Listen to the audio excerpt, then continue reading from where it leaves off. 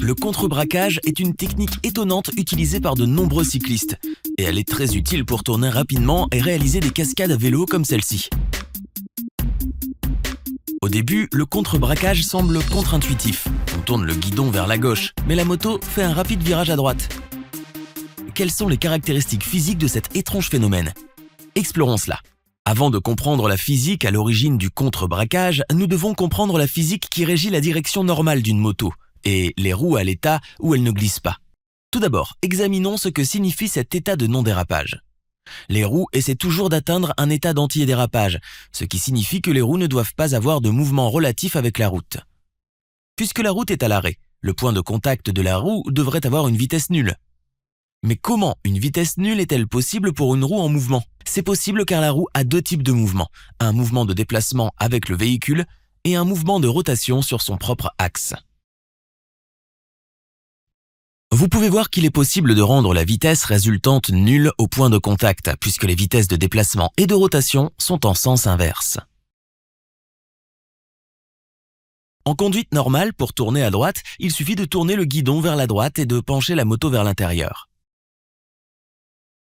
Analysons le fonctionnement normal de la direction pas à pas pour comprendre la physique qui en est à l'origine.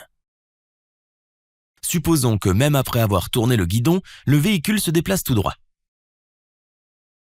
Dans le cas présent, la roue avant ne répond pas à la condition d'antidérapage, car la vitesse de la roue et celle du véhicule ne s'annulent pas. La seule façon de résoudre ce problème est de faire en sorte que la vitesse de déplacement soit également adaptée à l'inclinaison. Cela est possible lorsque toute la moto fait un tour autour d'un centre instantané. Le centre instantané doit se trouver à l'intersection des lignes normales des deux roues. Il est clair que lorsque la moto tourne de cette manière, les deux roues satisfont facilement à la condition d'antidérapage. En bref, le non-dérapage oblige la moto à effectuer un virage. Cependant, une force centripète est nécessaire pour que tout objet puisse tourner. Cette force centripète est fournie par la force de frottement entre le pneu et la route. Faisons l'équilibre du couple de la moto à un moment du virage. Vous pouvez voir que le véhicule n'est pas stable dans cette position. Le couple produit par les forces de frottement fera tourner la moto. La seule façon d'équilibrer ce couple est de pencher votre moto vers l'intérieur. Vous pouvez voir comment les forces gravitationnelles et normales agissent dans la position inclinée de la moto. Cela produira un autre couple qui pourra s'opposer au couple formé par la force centripète. C'est la façon dont vous tournez normalement le véhicule.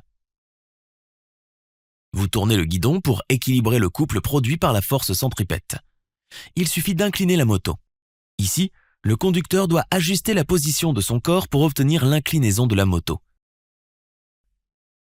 Notez que la rotation du guidon et l'opération d'inclinaison se font simultanément et sont en parfait équilibre. En quoi le contre-braquage est-il différent du pilotage normal? En contre-braquage, vous tournez le guidon mais vous ne penchez pas la moto. Il s'agit évidemment d'un état instable. Le couple produit par la force centripète fera basculer la moto dans la direction opposée.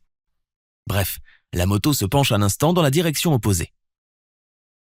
Cette inclinaison est suffisante pour obtenir un virage parfait dans la direction opposée.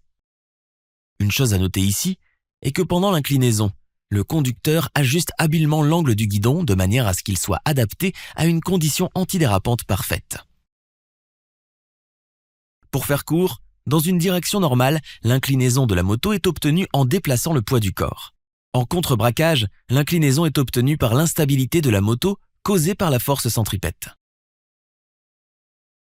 Il est évident que le contre-braquage est une opération plus rapide, mais légèrement risquée.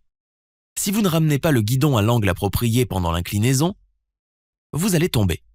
C'est pourquoi une pratique appropriée est nécessaire pour maîtriser cette astuce de pilotage de l'instabilité. Le contre-braquage est très pratique pour éviter les obstacles soudains sur la route. Voyons comment cela fonctionne en pratique. The trick of counter steering is that you turn the handle but don't lean. Also practice it well.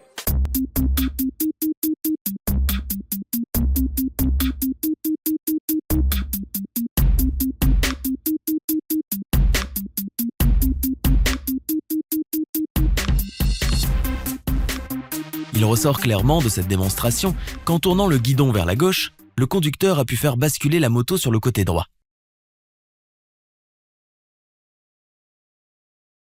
Il est évident que le contre-braquage est une méthode plus rapide pour éviter les obstacles soudains. Nous espérons que vous avez apprécié la science qui se cache derrière le contre-guidage et nous vous souhaitons de maîtriser cet art. N'oubliez pas de nous aider en cliquant sur le bouton Aide. Merci.